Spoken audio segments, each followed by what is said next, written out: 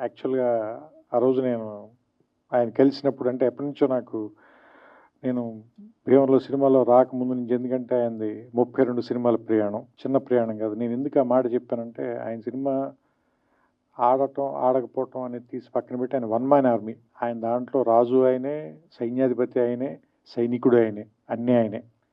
So, ఒక్క మనిషి ఆలోచన పుట్టడం దగ్గర నుంచి దాని ఎగ్జిక్యూషను, దాని తాలూకు రిలీజ్ వరకు సినిమాని తీసుకెళ్ళి జనం ముందుకి థియేటర్‌లో సినిమాని ఒకే ఒక వ్యక్తి ఇంత ప్రయత్నం చేస్తున్నారంటే, అది కూడా ఖచ్చితంగా ఏదో ఒక కారణం ఉండి తీరాలి సినిమాకి. దానికి ఖచ్చితంగా ఏదో ఒక ప్రయోజనం ఉండి తీరాలి. ఒక మాట మనం ఖచ్చితంగా మాట్లాడాలి. ఆ మాట వినపడాలి. అంటే నొక్కబడే గొంతుల గురించి మాట్లాడడానికి ఒక గొంతుంది. ఆ గొంతు అందరికీ వినపడాలి. అది మనకు నచ్చచ్చు, నచ్చకపోవచ్చు. దాంతో మనం ఏకీభవించొచ్చు, ఏకీభవించకపోవచ్చు. కానీ వాళ్ళు మాట్లాడాల్సిన అవసరం ఉంది. అది మనం వినాల్సిన అవసరం కూడా ఉంది.